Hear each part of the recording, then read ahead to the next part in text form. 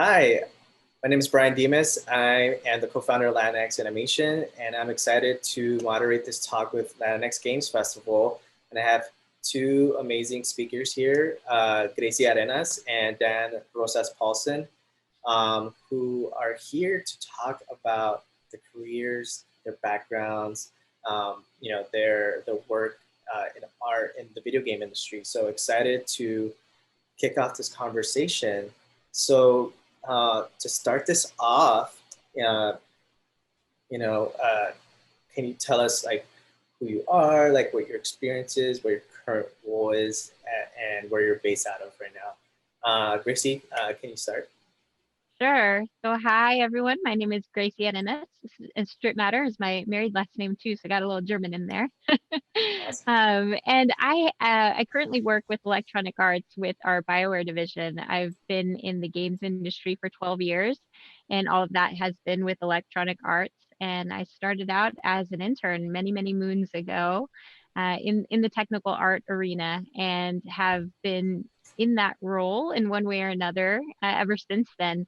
And currently, I'm a technical art director at the Bioware studio. And so a lot of my responsibilities revolve around really rallying our technical artists on our various projects that we have going, making sure that you have that big picture view of our initiatives that we are undertaking at the studio, and make sure that we are consistently and coherently developing across the board with our projects and with the skill sets that we have involved with the technical art team. We have a lot of different and varying skill sets in technical art. And so part of my role is to make sure that we have our projects adequately staffed with the right talent to be able to maximize our capabilities across the board, and also just be on the forefront of tech within games, which is also really exciting, and providing this sort of bridge between the artists, the content creators, and our technical folks, the engineers. Oftentimes they don't speak the quite the same language. So to be able to have a bridge between those two disciplines is often very helpful when advocating for things that we might need, for example, in engine, or just advocating for things that we may need workflow wise to make our artists' lives easier. So kind of covering that whole board, crossover between that communication, but also executing to provide this fluidity on the art side, and be able to provide just a really fantastic tool sets and workflows and solutions to be able to help our artists create great things. Awesome. Thank you. Thank you so much. And that sounds like an amazing responsibility to do. But you get to work in the middle of the intersection of entertainment, arts, and like technology, which is, I think, like perfectly summarizes what video games is. It's not just one person or one team. It's like, an entire company. Yeah, and I love that intersection because there are things that people on my team that I can't do. I have a specialization in tools and workflows and computer science and all of that, but there are people on my team who are really great at writing shaders, or others who are really great at performance optimization, and all of our skill sets together are needed. And so I'm very humbled by the role because there's a lot that it entails, but I also know that my team, when we come together, we are able to balance each other out. Great. Thank you. And switching it over to Dan. So Dan, can you, same question to you. Can you tell us like who you are, your background experience, your current role on your company? Yes, for sure. I'm Dan Rosas. I'm an animator at Valve. And before I was at Valve, I was working on an indie game back in Mexico City. That game is called Kerbal Space Program. And I was part of that when everybody moved into Valve 4 years ago now. And since then, I've been working mostly on Dota. I'm an animator there.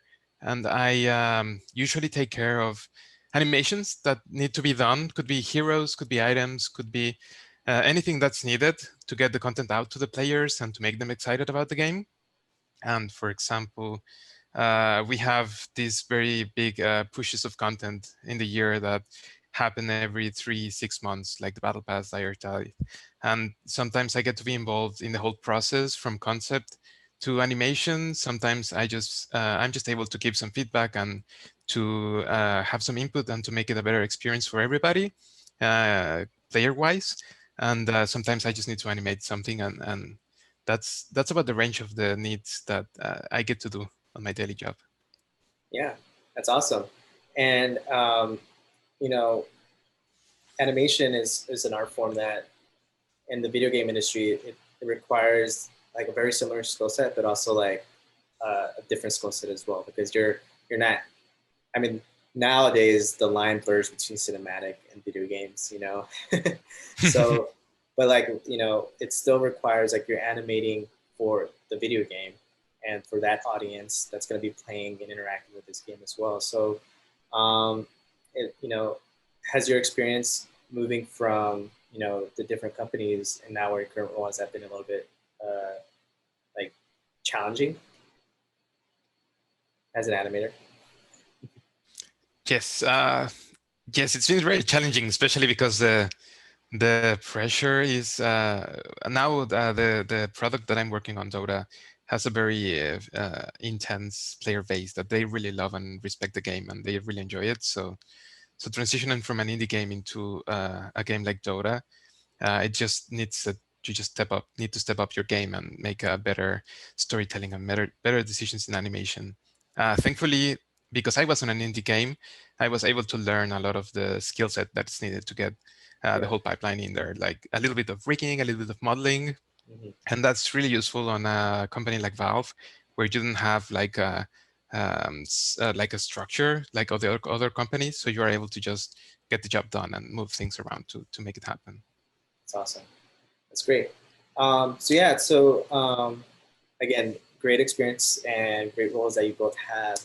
But let's take it back a bit and talk about where you guys are from. Where did you go to school? Like, what really sparked your interest in the arts and specifically in video games? Gracie, if you want to go back to you. Yeah, sure. So the question of where I grew up, that one's always a difficult one for me. My dad was in the military, and so we kind of moved around a lot when I was younger. And I guess if I were to say a hometown, it would probably be San Antonio, Texas, which is where my dad ended up retiring after he settled down.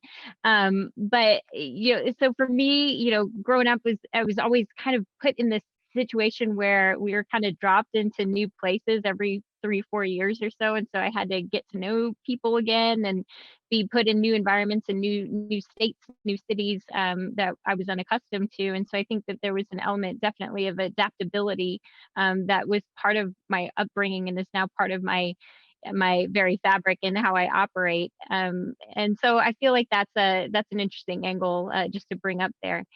And as far as where I went to school, so that's an interesting question. So as far as like university education is concerned, I was for many years, throughout middle school and high school, I was totally into everything art, and I took all the art electives and classes, and I loved drawing, painting. I did a few murals, and I was really, really set on going to art school and doing something specific with that. But also throughout middle school, I took summer courses in engineering, and I became really interested in programming and technical things. And I found that I was really good at math, and I enjoyed math a lot.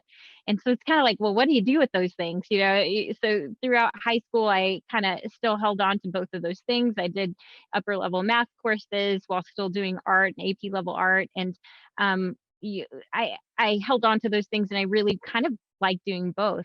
And so when it came to deciding where I wanted to go for college, I applied to art schools. I applied to traditional universities as well with technical programs. And ultimately, here in Texas, there's not really great art school presence. And so it became a reality that I would have to go out of state in order to do that. And so it became kind of a financial burden on my family to be able to make going art school a reality. And so, I sat down, had a hard discussion with my parents about it, and my dad, has been a huge source of inspiration in my own life. You just a little bit backstory on him. Like, he grew up in, basically at the poverty level, and enlisted in the Air Force, not really knowing that that was going to end up being his career, but it ended up supplying him with a stable income, place a roof over his head, the ability to eat, which was something that wasn't a luxury for him growing up. And so that also provided sort of this foundation for him to be able to then attend school, get a degree in computer engineering, and be super successful. And that was something that inspired me in my own journey, as far as thinking about could technology, could that be a possibility? And so I sort of had to come to terms with that, given the situation with paying for college, and opted to do an in-state program and attend an in-state university. And so I ended up going to Texas A&M University and pursuing a degree in computer science. But I didn't let that art side of me go away. That was something that I still felt was very important. And so I ended up taking a lot of art classes on the side, almost like getting a minor without having the official minor credential. But I felt that that was very important. And that was all in preparation for working toward a graduate program that I had heard about, that was called Visualization Sciences, which was also at Texas A&M University, but a master's program.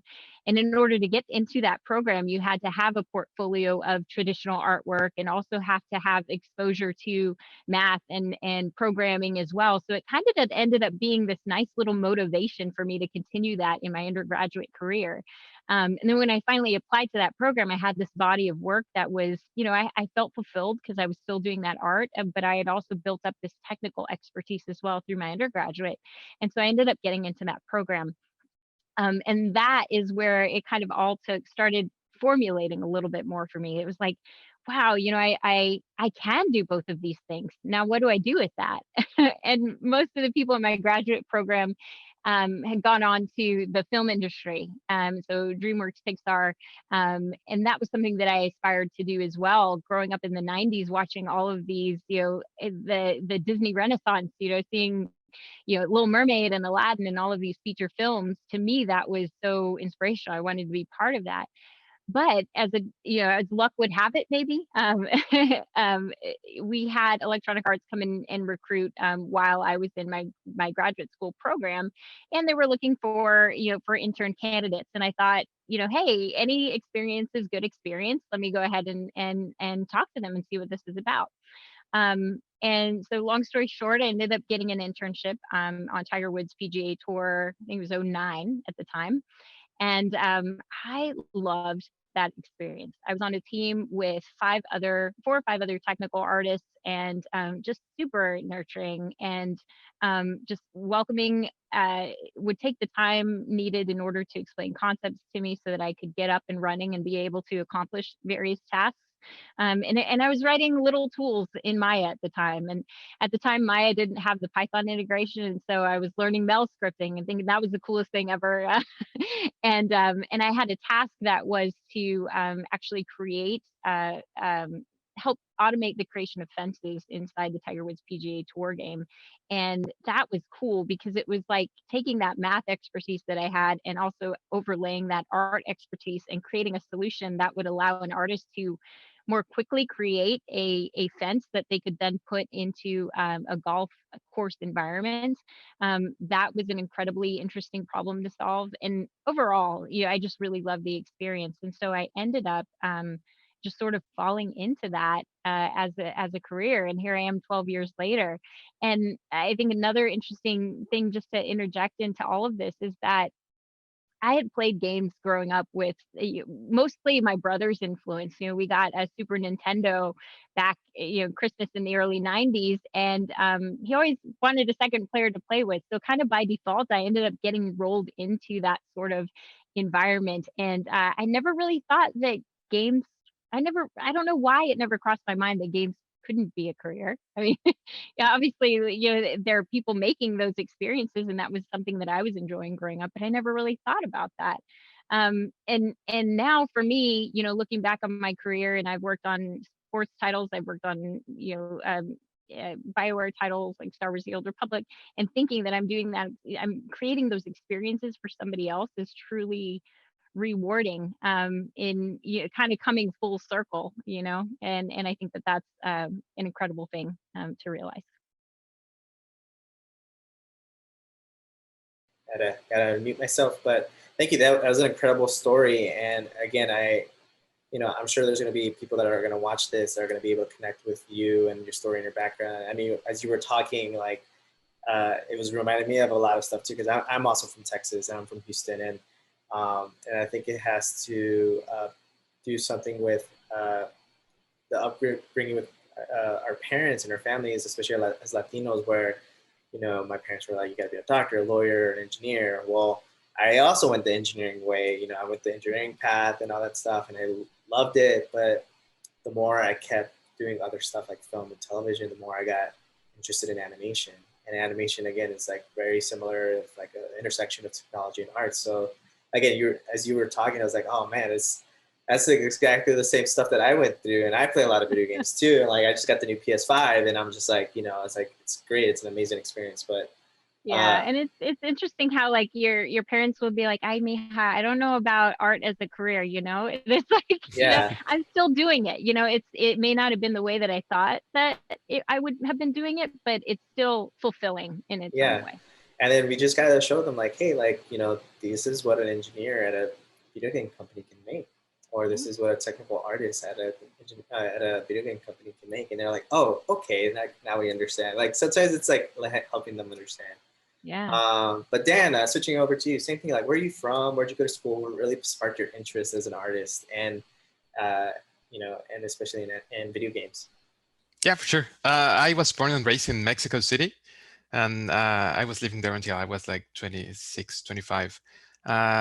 Fortunately for me, when I was deciding what to study at the university, I was leaning towards arts in the way of writing or music. I was like playing music with theater companies and doing all those creative kind of things in high school. And when animation happened as an academic level, as an academic career that you could choose in Mexico back then, and I told my parents that that was something that I was interested in, they were like, yes, go for it. Don't go for music or writing. They were really excited about it.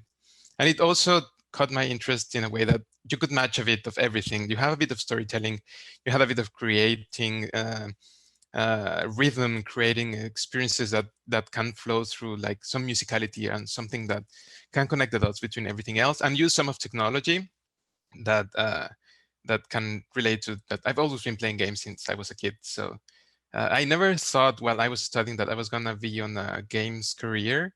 I was always like, I wanna be on film and animation. And then when I graduated and I found that the project that I was working on, Curvel, they were looking for an animator, I thought that, well, that might be a good idea to just go in and build a career out of that, which was interesting in Mexico City back then.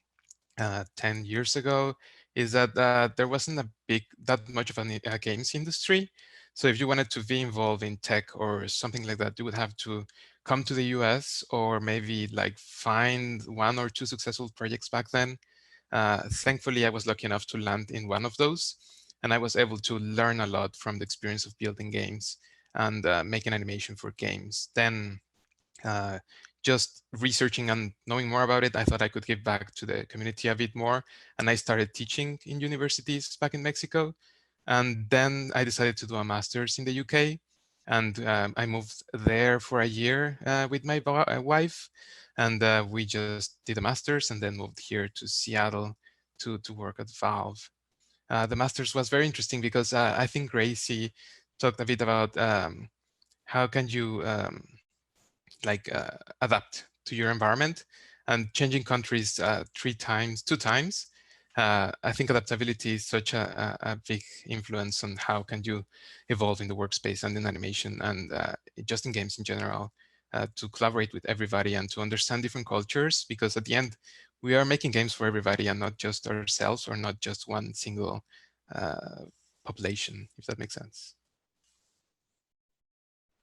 No, that makes a lot of sense. And I think both of you can really speak to like balancing, I guess, your left brain and your right brain, because again, the video game industry, you have to rely on a lot of technical terms. You have to rely on understanding the pipeline and also technology, software, and tools. So, um, you know, Dan, if you want to continue, like, how did that master's program, or how did like your experiences? You said like you worked on this indie game and you had to wear a lot of different hats. Like, how did that really prepare you to kind of, move up in your career? Well, at the beginning, I thought that I just needed to animate and just get good at animation. But then the more you get involved with the tools and the software and everything, you realize that you need to learn to program, and then you need to learn to speak the language of everybody else that you're working with. So uh, it's just about trying to find the means to understand that and to keep learning. I mean, there are a lot of good resources out there online. And I don't know if I had a lot of contact with people back there in Mexico, because this was such a new and so young industry back then, that just trying to find resources online was the way to try to build up. And thankfully, in the UK, I was just able to gather that sort of informal knowledge that I was able to make while working on Kerbal to sort of like put it into paper and understand where those concepts were coming, or where those books or those ideas, or how to put it in paper and translate those concepts into actual work that is actionable in a game project. I'm gonna meet again. The same for you, Gracie. Like you mentioned, also wearing different hats, and also just like never letting that artistic side of of you go. Always keeping that involved. Like how important is it to just understand both sides, especially in how's that helped you in your career, especially now that you have to balance both sides.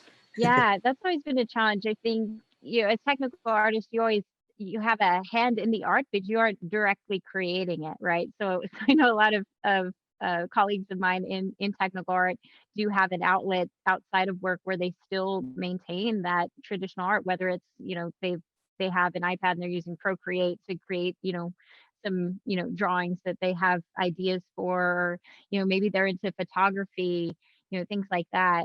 I personally am into those things as well. And so I think there's an importance to continuing to hone that skill, because sometimes we don't get the satisfaction of being able to actually model and texture and create and actually see that output in game, but we do help facilitate that process and make it happen. So I think that there is definitely importance to making sure that you're continuing to build those skill sets, whether you're able to do it hands-on in the work that you're doing, or find ways to incorporate in your life so that you're continuing to pursue those passions, and enrich the work that you're doing from day to day as well.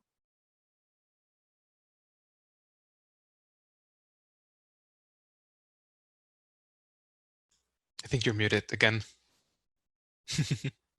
Sorry, I like don't want to interrupt while sometimes you're talking. So, but yeah, I was just gonna say, for those that are watching, I think it's important to just understand, like, again, there's, like you mentioned, there's so many resources out there. You don't necessarily have to go to a specific college or grad school or program. Like, there's a lot of resources out there, and I'm sure, like, as you learned a lot in those programs, like you probably learned a lot more by just doing it yourself, and just throwing yourself headfirst into these roles and just trying to pick up as many skills and tips and just like personal uh, you know things that you can learn along the way to kind of help you push forward in your career, and just kind of dive a little bit more into uh, what your roles are, just so people who might not understand yet.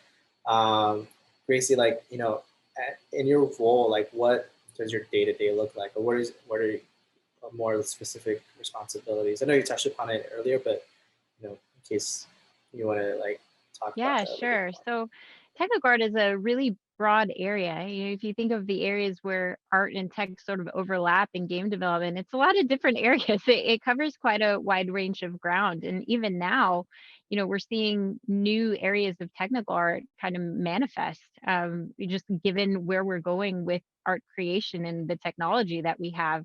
Um, one example is that we're starting to move into this area of proceduralism. How do you create lots of assets at scale, and still have the same number of people on your art teams? There's an insatiable appetite out there in our player bases to consume all of this content that we're creating, and sometimes we can't create it fast enough. So what are the opportunities out there to help us create more artwork at scale? So those are some of the things that Tech Art is looking at. What are the future implications of that? So I think it's a very evolving field. And even when I started as a technical artist, many years ago, that discipline was still so new. In fact, when I was I think when I was barely starting graduate school, it was still they were still formulating what a technical artist was and what this discipline was.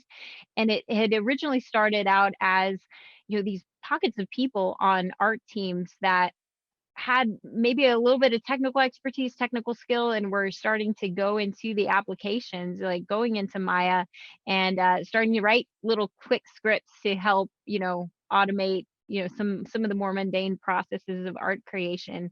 And I think that it just sort of ended up rolling into my role at its infancy while I was still barely in graduate school, so that by the time I was finally graduating, I was slotted into this position that was still being formulated.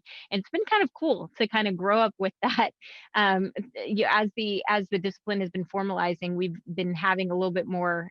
We've been starting to understand a little bit more of what this role means, because we're kind of the grease in between all the cogs of the entire game development team.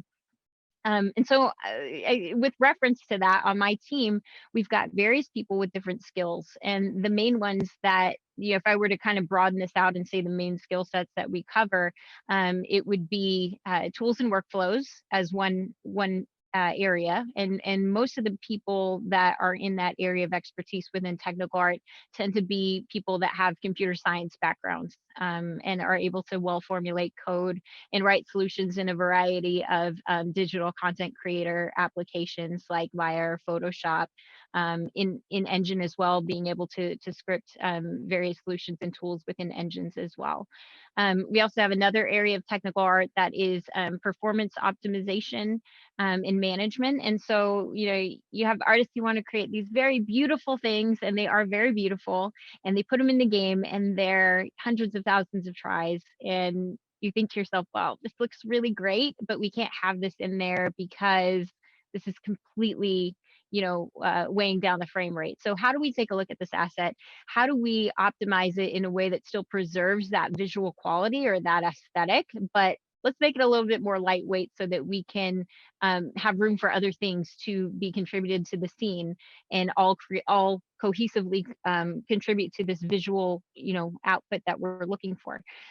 So I have people on my team who are very well versed in using various performance related tools that are either related to the game test kits themselves, or looking at running validation on the assets that we have that are in Engine, and looking at how heavy they are. There are ways to kind of lighten up the number of tries on the mesh. Are there other tactics that we can put in place to make sure that our art is lightweight and still looks great?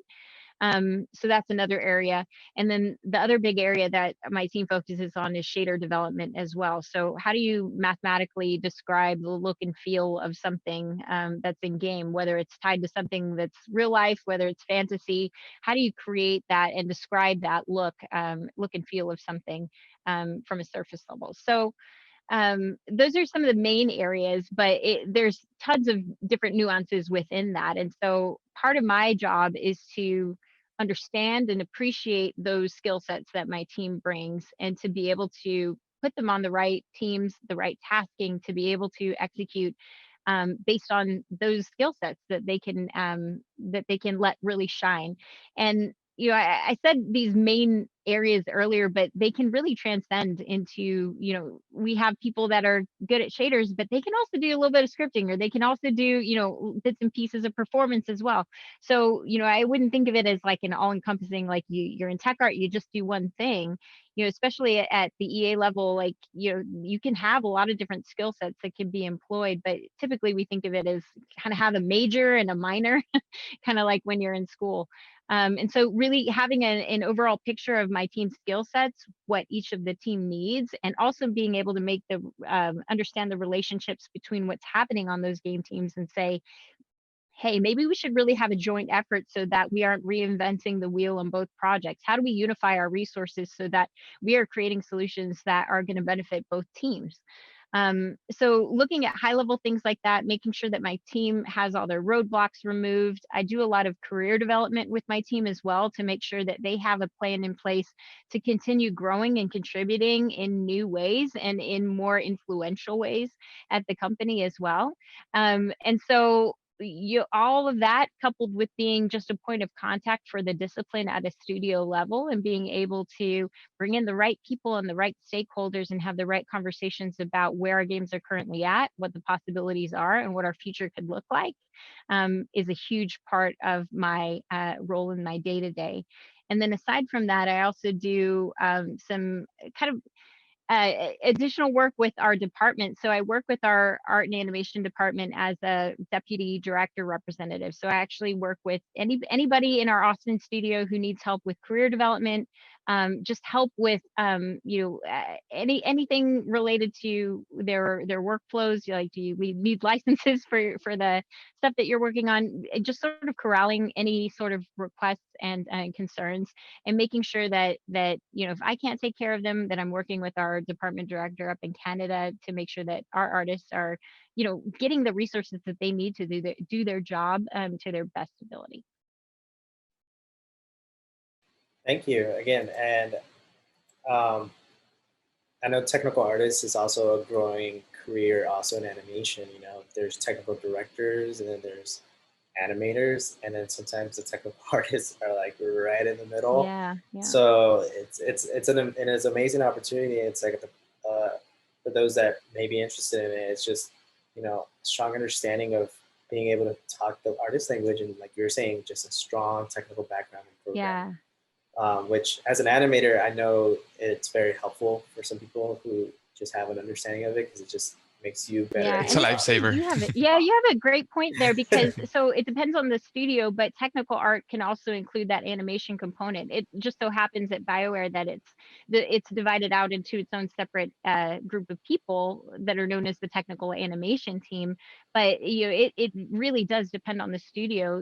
Sometimes technical animators, like what we have at my studio, could be called technical artists elsewhere, because there is that overlap. So that's an important distinction to make, and to help the viewers out there realize that it is a component of technical art, is this technical animation. So getting into the rigging, we're talking about the rigging portions of it, skinning, all of that as well. In fact, one of my earlier roles on Anthem was on the technical animation team. So even though I'm really well versed in tools and workflow authoring for everything outside of animation, when I moved on to that role, I actually got really intimately involved on the animation side of things. And so that was a skill set. I was able to leverage my skill set to benefit the animation team. So a lot of crossover there.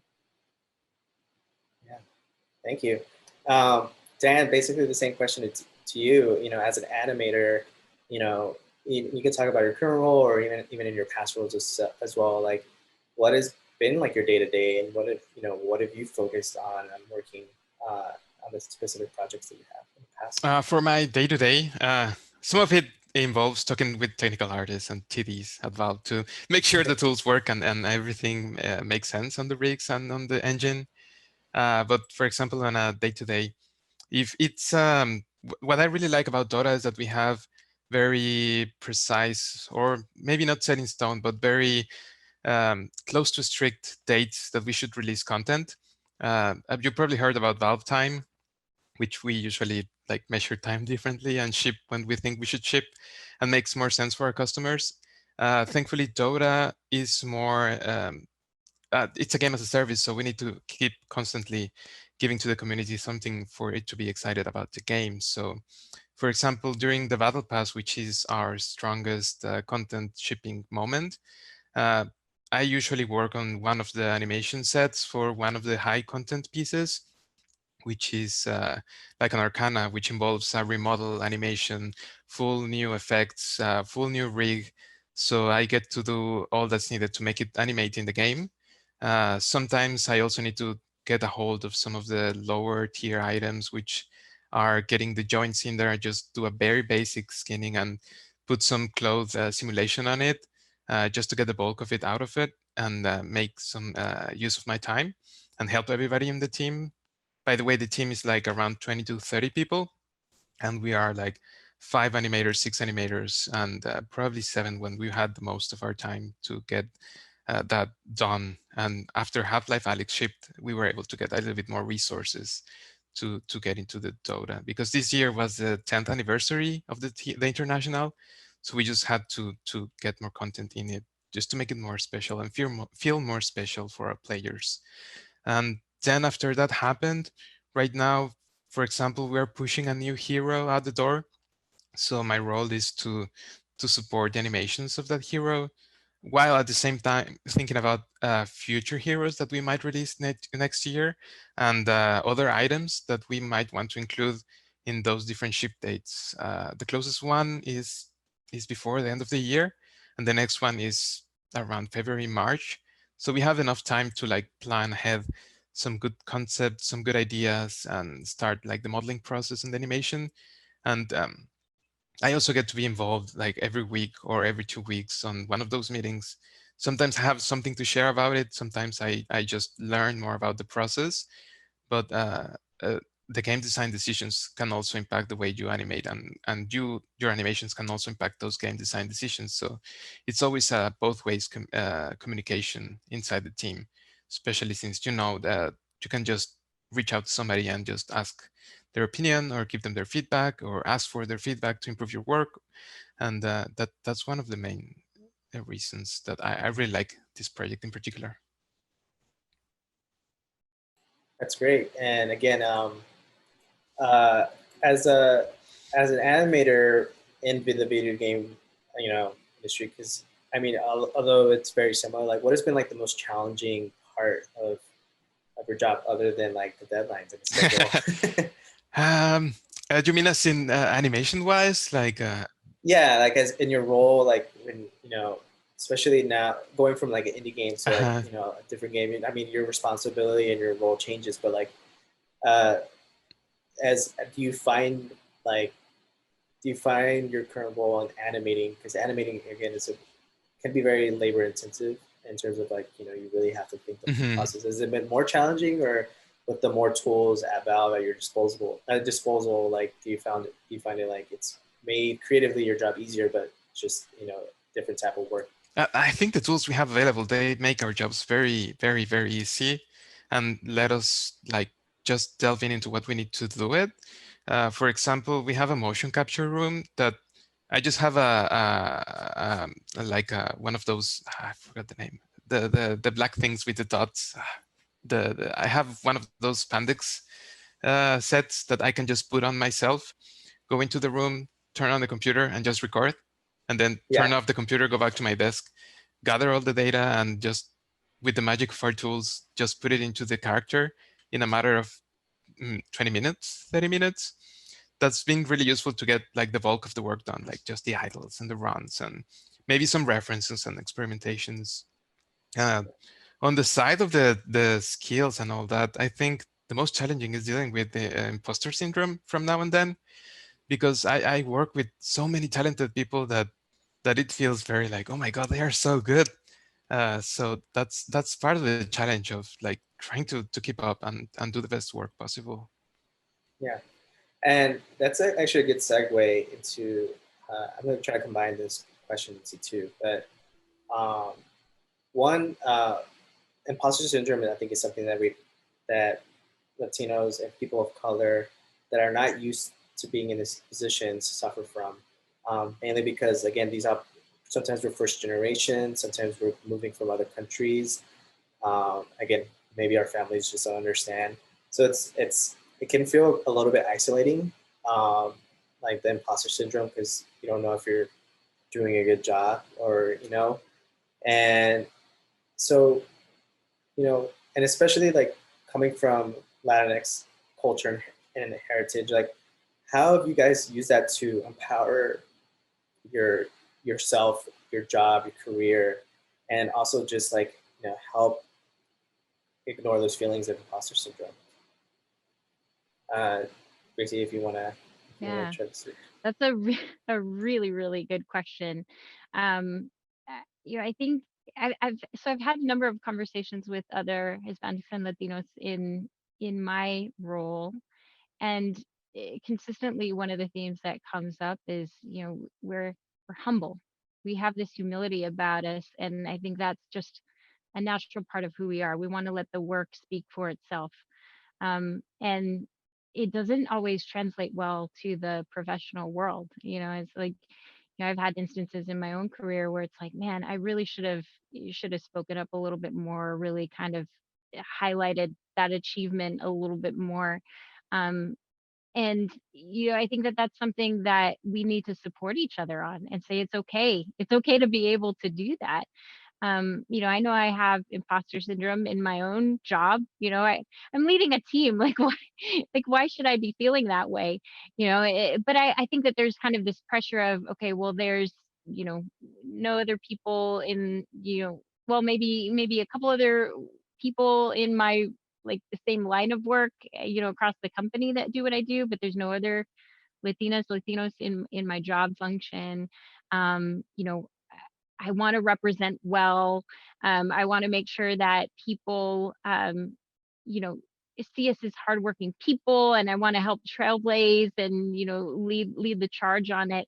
And I think a lot of this really comes down to support. I mean, if you look at statistics, you'll see that, you know, attrition in technical industries tends to be, you know, pretty pretty high for, you know, minorities in particular, because they get into the workplace, they don't feel like they belong, they don't feel supported, they don't see anybody like them in, you know, upper roles from where they are. And I think that we all just need to make a commitment to ourselves, you know, and say, you know, yeah, that's the reality. We don't have a lot of people in our ranks that look like us, but if we don't come together and bond with each other and make sure that we are making a commitment to continuing to grow ourselves within this industry, then we are never going to have that representation. One of the things that I do personally in order to kind of overcome that humility and imposter syndrome kind of aspect is just enlist the help of mentors and of advocates. And so there's a little bit of difference between kind of those two things. So mentors will help you just hone skills, you know, confidence, communication, anything that you want. Find somebody who really inspires you. Doesn't have to be, you know, Latino, Hispanic, Latino. It's just somebody that inspires you, and ask them for their time and if they're willing to mentor you. I would say in my career, probably about 75% of the mentors that I've had have been white males. Um, but the thing is, these people are people that I look up to, who have been incredibly supportive in my career, who want to see me succeed.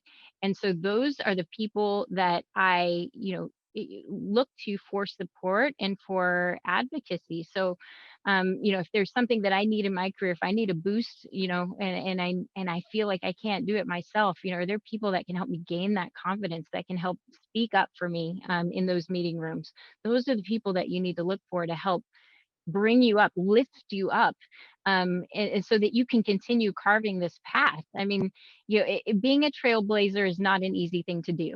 We'll just say that up front. You have to be able to have the courage within yourself to look beyond those insecurities, find people who are willing to take your hand and pull you up.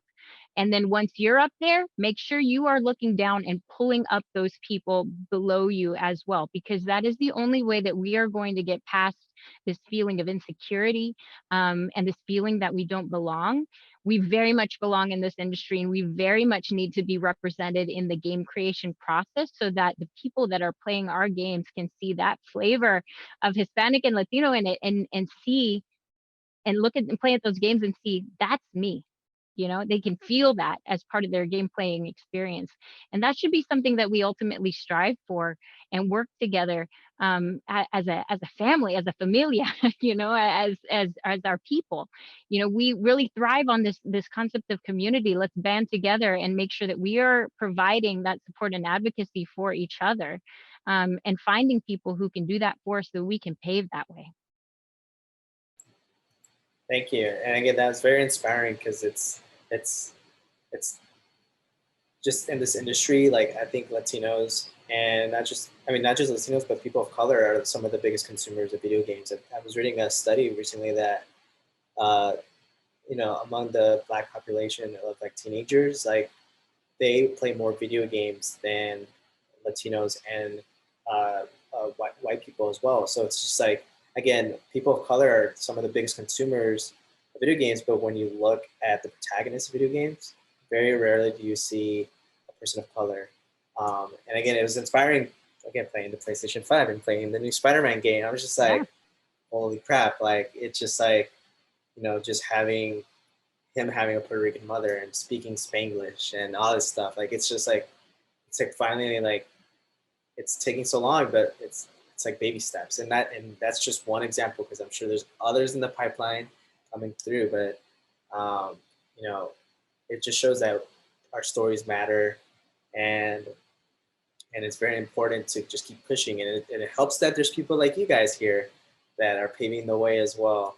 Um, so Dan, same for you. I know this question is tough too because but I'd be interested to hear from your perspective because you're, again, as an immigrant that has gone in multiple countries, as you were saying, you had to go to the UK to do a master's program, and then you came to the US. Like, again, how have you dealt with maybe that feeling of imposter syndrome, and especially right now, like you're saying, like you're working with a very talented people, but you're also a very talented person yourself. So like how do you feel like your background as Latino, as someone that's Mexican, has helped you in your role and your career? I think a lot of what Gracie said really resonates with my experience as well, especially on the way that I mean, you have a very big responsibility when you are one of the few that are able to work on the industry at this point in our careers. So that responsibility is about making sure that the work that you do is the best work that's possible so that people can relate. Because if you are the only sample, for example, of your population or of your community, of the people that resonate with you, then you need to make sure that the work that you do is really good and the best, so that the people that come afterwards, the ones that we're going to be able to support or that we want to be able to help in the future, they have like the opportunity to follow and to in a way that makes sense for them, and that it's not like um, insecurities or like should I belong here or not, in a way that okay, there's more cases, we can make this like a bigger community.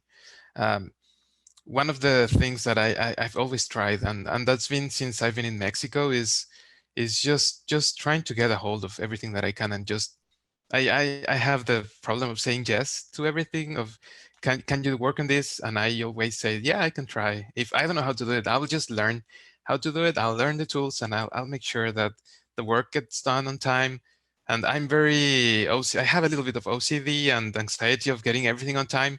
So I start working early and everything that needs to be done by the end of the year, so that I don't have to be running. And I really I don't like that feeling of being under pressure and being late. So that's one of the things that I always consider when working on projects at Valve and everywhere, considering my personal life and work.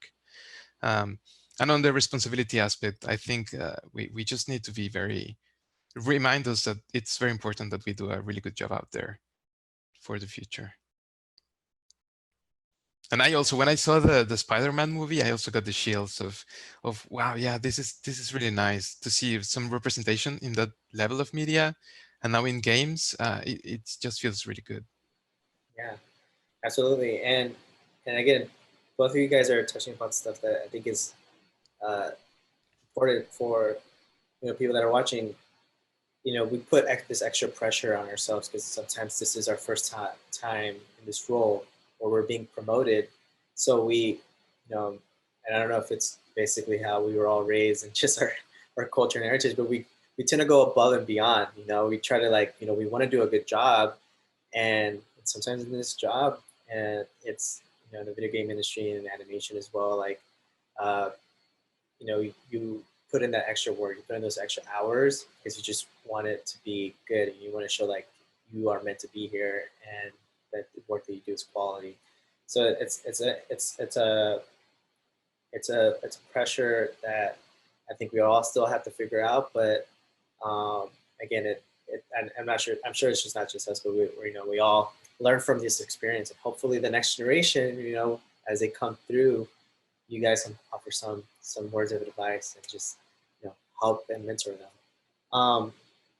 I know we're running short on time, but I do want to ask one more question that I feel is very important. Is for anyone that's interested in the career that you guys have taken on, what do you recommend they have to do to break into the industry?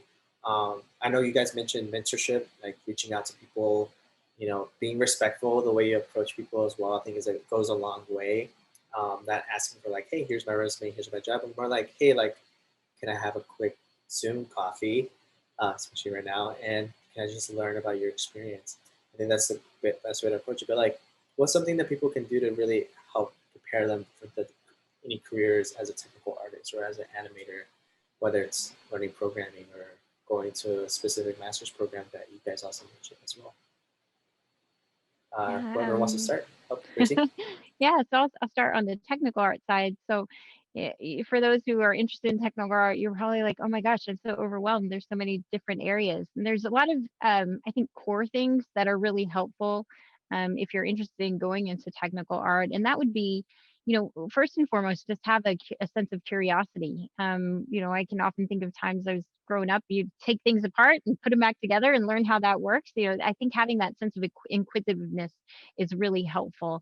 And also being willing to do some critical problem solving on problems that nobody else may know the answer to, but being able to ask critical questions and being able to, tie themes together to arrive at a solution is definitely something, somewhat of a skill that has to be honed, and it's not something that you can work at overnight, but it's something that can be definitely sharpened as you're working on various group projects. Get involved in game jams, just kind of understand different parts of the game development pipeline so that you can kind of understand how things happen holistically at a game development level, so that you're able to kind of get in there and jump in, take things apart, or inject a new solution in there to help provide, any visual solution of some sort or some sort of technical solution. So I would say those are kind of the first and foremost things. Now, getting more into specific technology, I typically don't like to recommend specific pieces of technology, but really encourage just a general, general sense of 3D graphics in general, and having some exposure to the various concepts, modeling, texturing, rigging, animation, just to have a sense of what those things are and get some hands-on experience in those if you can, I think is always helpful. We, as industry standards, we tend to use your 3D applications like Maya, but there's also Blender that's freely available. I think that a lot of that knowledge can be generally transferred to different, applications, just depending on, on what a company's preference is. As long as you've got some experience in a 3D application of some sort like that, there's Photoshop, but there's also freely available, texture authoring programs as well, or image authoring programs. As far as like engines, I know that can be a very specific one as well. I would say just pick one that you're comfortable with. I mean, now we're at the luxury, we have the luxury of being able to download any of the major engines at any point right now and just start tinkering away at creating a game from scratch. So download an engine, whatever your preference is, get into the tutorials, ask questions in the forums, and create a little mini game from start to finish. And complement that with any sort of game jam experience that you're getting. I think there is definite importance in working in teams and understanding how to collaborate with each other, because that definitely translates to a game environment where you aren't going to be able to, or expected to be, doing every part of the pipeline. So you need to be able to coordinate and work with people alongside you in order to create that final output. And then, I think as far as programming languages, I think it's good for all technical artists to have some sort of baseline programming experience.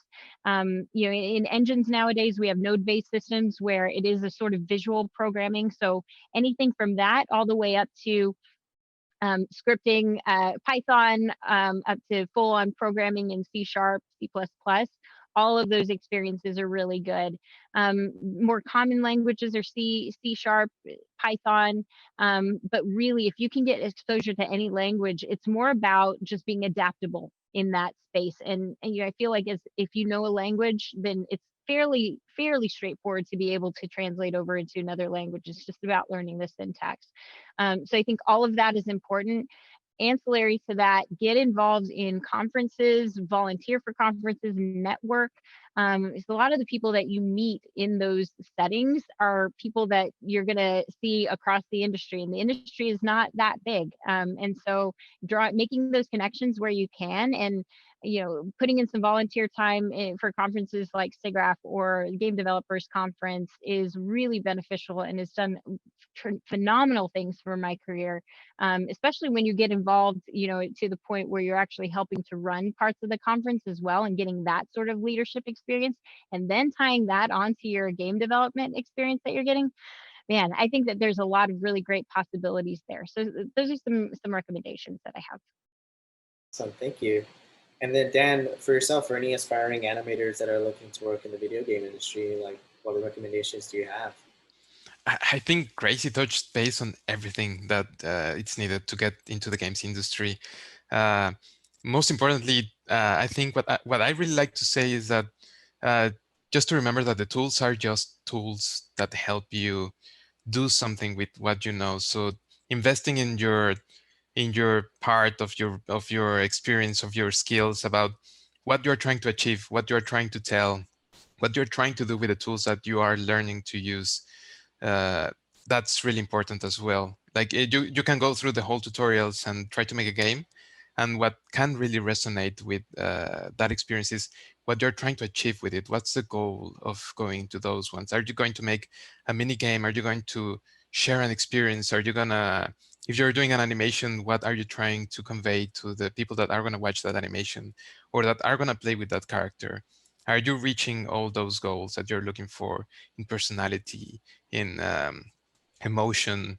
If you have something that you want to say about, I don't know, the current social discourse or everything, that there's always a good opportunity to make your voice be heard about with the tools that you are learning. So that's really useful to know when you are trying to like gather new skills. What are you going to do with them, and how you're going to do with them, and how you're going to get there. That's also really important also when you want to like find a job or when you're trying to make it into a career. Okay, you're good with this, but what can you do with that? Yeah, and again, hopefully people, after watching this talk, have a better idea of, the roles that you guys do, and hopefully maybe it inspires people to pursue a career in the roles that you guys have. Last question before we take off: how can people people connect with you if they're looking to connect with you? Do you have a LinkedIn, a Twitter that people can maybe reach out if they just want to continue to learn or talk? Dan, if you want to go, or Gracie. Sure, go real quick. I think they may have posted it on the conference website, but if not, you can just do a quick Google, and I'm on LinkedIn and Twitter, and you should be able to find me fairly easily. My handle is at Maze, MAZE 518, and then on LinkedIn you should be able to find me based on a search. So awesome. And Dan? Yeah, same here. I think there's information there. They can find me on Twitter as Dan R. Paulsen. I'm usually doom scrolling there, but I take care of my mentions and DMs, so feel free to reach out anytime with any questions that you have about games, animation, Valve, everything, Dota. If you want to play games, if you want to know more about the animation, just reach out to you. Awesome. And again, thank you to Latinx Games Festival for organizing this talk. And for anybody that watches this, like there's a ton of other talks and panels happening throughout Latinx Games Festival. So please follow them, please tune in. And if people are interested in learning more about Latinx animation, you can visit our website at latinxanimation.org. You can follow us on social media at Latinx Animation as well. Again, thank you both. This was very inspiring. If I didn't work in animation, I would hope I would be working in video games. So, there's always an opportunity. So again, thank you all for taking the time, and I hope you guys have a great rest of the week and a weekend, and that you guys keep killing it at your jobs, because you guys are inspiration for the next generation that are coming out. Thank you very much. Thank you. Likewise. Continue being an inspiration, everybody. Yes. Thank you. Thank you both.